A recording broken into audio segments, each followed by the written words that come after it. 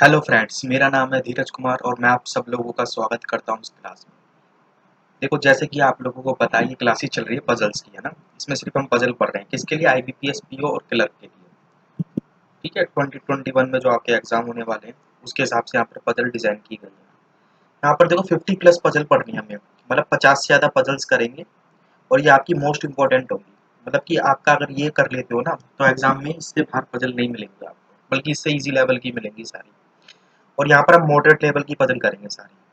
ठीक है। आज की जो पजल है, आज की पजल में देखो क्या लिखा हुआ है। आज की पजल लिखा है डबल रो पजल, या इसको पैरेलल रो भी पजल कहते हैं ना। और आज है क्लास नंबर, मतलब कि पजल नंबर 18 को सॉल्व करेंगे। तो चलो देखते हैं क्या है पजल में। देखो ये पजल दे रखी है आपके सामने। ठीक है, ये पजल है। करना क्या होता है, देखो वही कॉन्सेप्ट रहेगा हमारा जो पहले रहा है 17 लास्ट क्लासेस में, कि हमें इस पे ध्यान देना है, इस पे मेन फोकस करना है, किस पे? रीडिंग, अंडरस्टैंडिंग और इम्प्लीमेंटेशन। मतलब रीडिंग अच्छी हो हमारी, अंडरस्टैंडिंग भी, और इम्प्लीमेंटेशन सही टाइम पर सही कर सके, है ना, कि हम समझ सके कहाँ पर इम्प्लीमेंट करना है। तो देखो ये इंट्रो है पजल का, यहाँ से लेके यहाँ तक। जरा पढ़ते क्या लिखा है। 12 friends are sitting in two parallel row containing 6 person in each row. क्या कहना चाहता है? 12 फ्रेंड्स हैं, वो एक टू पैरेलल रो में बैठे हुए हैं और हर रो में 6 लोग हैं। इन रो 1 पर्सन नेम है, ठीक है, MNOPQ and are, sitting and facing south. तो जैसी ये इन्फॉर्मेशन मिली तो ये काम की इन्फॉर्मेशन है, तो इसको लिख लो। जो हमारे पर्सन है ना, एम, यहाँ लिख लेता हूँ, MNOPQR, PQR ही था। ये क्या है? इनका फेस साउथ की तरफ है। ठीक है, ये सिटिंग नहीं है, ये साउथ की तरफ फेस कर रहे हैं। चलो ठीक है। नेक्स्ट क्या है? इन रो 2 ये पर्सन नेम है, are sitting and facing south, north.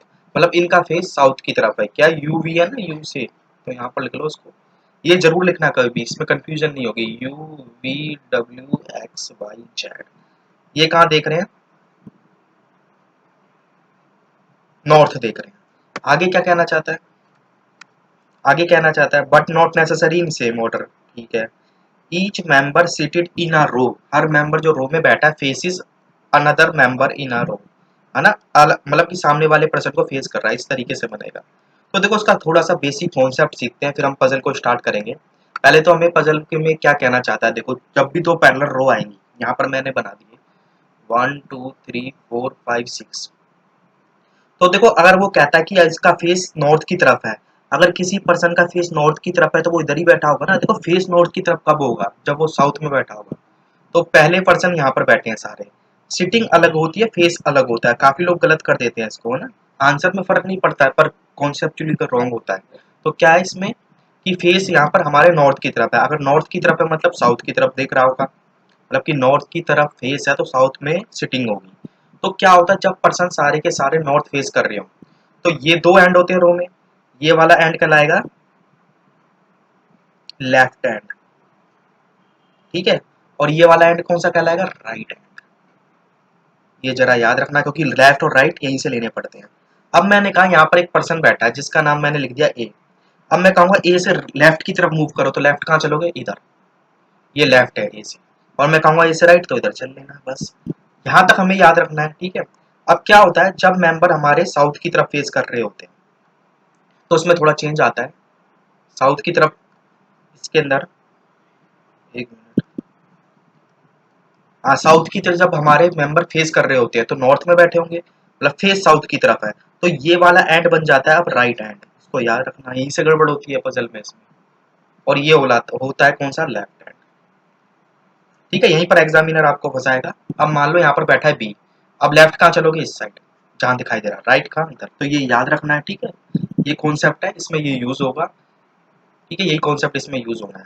अब क्या करना है, देखो पजल रीड करनी है। अगर कोई फिक्स पॉइंट मिल जाएगा तो लिख देंगे, अदरवाइज फिक्स पॉइंट ढूंढेंगे नहीं कि हमें फिक्स पॉइंट चाहिए। हो सकता है ना हो सकता है हो भी। तो पहला पहला सेंटेंस है there are more than 2 person sit between Y and W. काफी अच्छा पॉइंट है, जरा इसको समझने की कोशिश करते हैं। There are more than 2, more than 2 का मतलब क्या होता है? मोर देन 2 मतलब दो से ज्यादा। अब दो से ज्यादा कितने होते हैं? तीन होते हैं, चार, पाँच, छः, सौ, है ना। चलता रहेगा, पर जितनी हमें रिक्वायरमेंट होगी उतना ले लेंगे, है ना। तो कह रहा है there are more than 2 person sit between Y and W. Y और डब्ल्यू के बीच में ना दो से ज्यादा पर्सन होने चाहिए। तो अभी तो ये फिक्स पॉइंट नहीं है, तो मैं कहाँ लिखूँ, यहाँ लिख देता हूँ। कहीं पर वाई होगा, कहीं पर डब्ल्यू होगा। इनके बीच में दो से ज्यादा का मतलब क्या है, या तो इनके बीच में 3% होंगे या 3+। ठीक है, ये इस तरीके से मैंने स्टोर कर लिया, और ये मैंने यहाँ पर ऐसे एरो बना दिया। ये लेफ्ट राइट नहीं पता मुझे, कोई भी लेफ्ट हो सकता है, कोई भी राइट हो सकता है।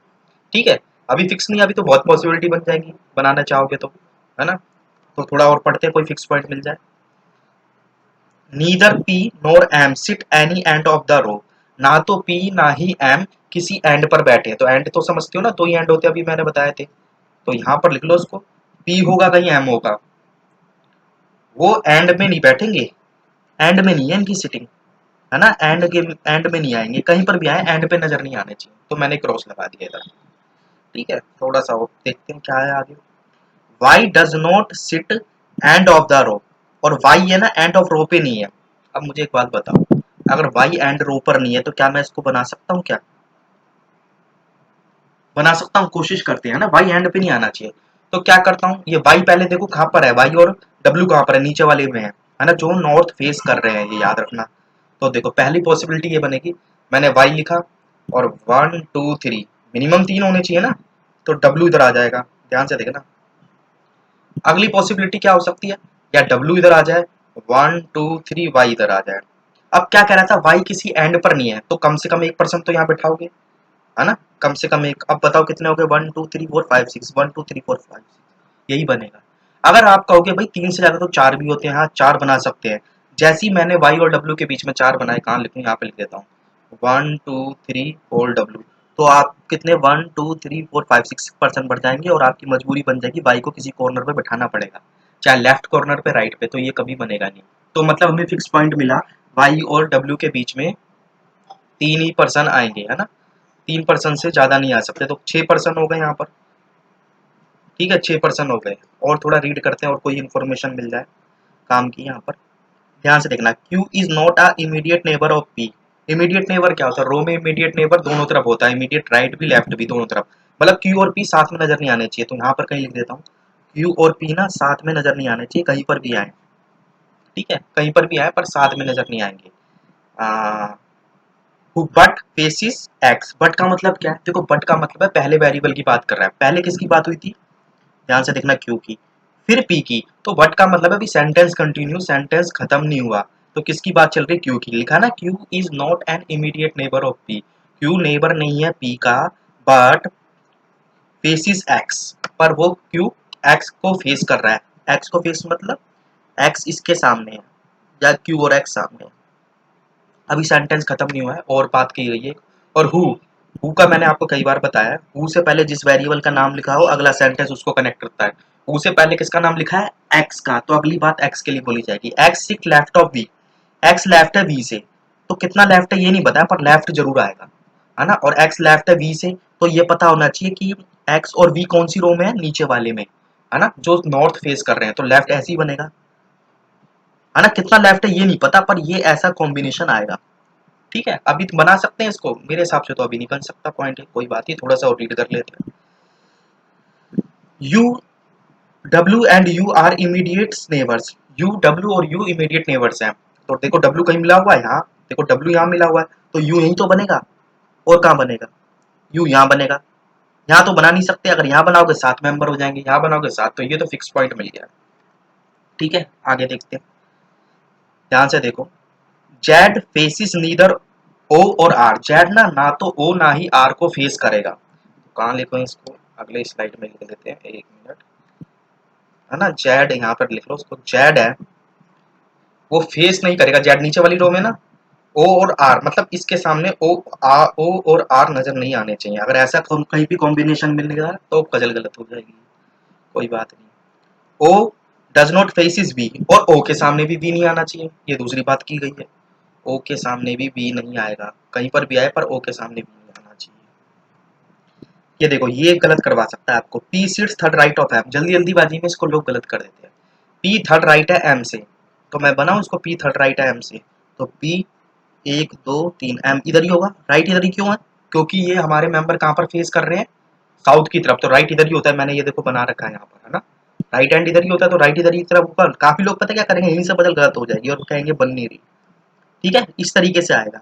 अब मुझे एक बात बताओ, अब फिक्स पॉइंट तो यहाँ पर इतने ही थे जितने मिलने थे, अब कौन कौन से पॉइंट से स्टार्ट कर सकते हैं, ध्यान से देखना।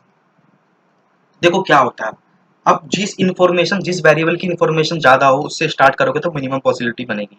जहां तक मैं देख पा रहा हूँ पी और एम ना, देखो पी और एम ये फिक्स है, और पी और एम के बारे में ये भी बोल रखा है, अगर इन दोनों को कनेक्ट कर दें तो पजल बन जाएगी, मतलब बन सकते कुछ पॉइंट। हाँ, पी और एम ना किसी एंड पर नहीं आने चाहिए, और पी थर्ड राइट है एम से, तो जगह ही कहाँ बची, पी इधर ही आएगा, 1 2 एम इधर ही आएगा।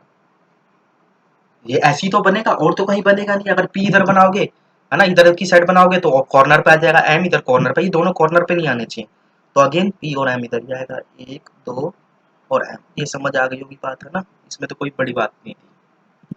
अब क्या करते हैं, थोड़ा सा और देखते हैं, कहीं ना कहीं और पॉइंट मिल जाए। अब देखो ध्यान से देखो, ढूंढने हैं बस आपको वेरिएबल। क्यू नेबर नहीं है पी का, और क्यू से ये पॉइंट भी रिलेट है, तो शायद ये दोनों कनेक्ट करूँ तो पजल बन जाए। देखो क्यू नेबर नहीं है पी का, तो क्यू इधर आ सकता है, कभी नहीं, क्यू इधर नहीं, क्यू नेबर दोनों की तरफ नहीं आ सकता ना। आप कहोगे क्यू इधर भी आ सकता है, क्यू इधर भी आ सकता है, पहले तो इसको कलर चेंज करो यहाँ पर, है ना, तो क्यू इधर आ सकता है, यू। अगर मैंने क्यू इधर लिख दिया, ध्यान से देखो, अगर मैंने क्यू इधर लिख दिया, क्यू के नीचे लेना है एक्स, कभी बन पाएगा, कभी नहीं बन पाएगा, डब्ल्यू है, तो फिक्स पॉइंट है, क्यू इधर ही आएगा और एक्स इधर आ जाएगा। ये बात समझ आ गई होगी, ठीक है। अगेन क्यू इधर नहीं आएगा, पी का नेबर ने क्यू इधर नहीं आएगा, क्यू इधर आ सकता है, हाँ, और एक्स भी आ जाएगा, ध्यान से देखना, और क्यू इधर भी आ सकता है, एक्स इधर। पर अगर मैंने क्यू और एक्स इधर लिख दिया, तो वी से मुझे लेफ्ट करना है, तो वी से लेफ्ट कैसे कर पाऊंगा, लेफ्ट कैसे बना पाऊंगा, लेफ्ट तो बनेंगे ही नहीं। तो ये फिक्स पॉइंट है, क्यू इधर ही आना है, 1 मिनट, क्यू इधर ही आना है, एक्स इधर ही आना है और वी इधर आना है। अब मुझे एक बात बताओ, क्या मैं वी एक्स को लेफ्ट बना सकता हूँ वी से, क्यों, क्योंकि यहाँ तो पूरे ही चेयर फिल हो गई हैं, कभी बनेगा ही नहीं, वी कहाँ पर आ पाएगा, 1 2 3 4 5 6, वी इधर ही तो लिखोगे, वी इधर लिखोगे तो गलत हो जाएगी पजल, 7 मेंबर हो जाएंगे, तो ये तो कभी बनना नहीं है, यही वाली पजल सही है। ठीक है, ये समझ आ गया, थोड़ा इसको सही करके लिख दें, थोड़ा सा सही लिख देते हैं ना इसको, यहाँ पर थोड़ा ज़्यादा ही बड़ा हो गया ये समझ आ गया ना। इसी तरीके से बनानी है पजल, पॉसिबिलिटी ले लेके सारी पजल बन जाएगी। तो क्या था यहाँ पर, क्यू और एक्स, है ना, यहाँ यही लिखा था ना, यहाँ तक तो कोई दिक्कत होगी नहीं। ठीक है, कौन कौन से पॉइंट हो गए, ये पॉइंट हो गया, ये पॉइंट हो गया, ये पॉइंट हो गया, ये भी हो गया, सारे ही हो गए लगभग, थोड़े से पॉइंट बचे हैं, है ना, ये तो पहले ही हो गया, अब यही बचे हैं। देखो अब नीचे वाले में, अब देखो मेंबर किस में ज्यादा हो रहे हैं, नीचे वाले मेंबर कितने हो गए, 1 2 3 4 5, एक का नाम बचा है, किसका नाम, जेड का, तो जेड इधर लिख दो, जेड इधर लिख दो। अब देखो इन्फॉर्मेशन, जेड के सामने ओ नहीं आना चाहिए, है ना, और आर नहीं आना चाहिए, तो इधर ना इस साइड पर, यानी कि ओ और आर नजर नहीं आएंगे इधर, ठीक है, और वी के सामने भी ओ नहीं आना चाहिए, तो इधर भी ओ नहीं आएगा। अब एक बात बताते हैं यहाँ पर कि 1 2 3, तीन तो पहले से फिल है और ओ और आर का नाम कहीं है नहीं, तो पहले ओ देखो ना, ओ में ज्यादा इन्फॉर्मेशन है, तो ओ इधर नहीं आएगा, ओ इधर नहीं आएगा, तो ओ की जगह ही कहाँ बची, इधर ही तो आएगा ओ, है ना, और कोई प्लेस ही नहीं है, तो ओ इधर ही आएगा।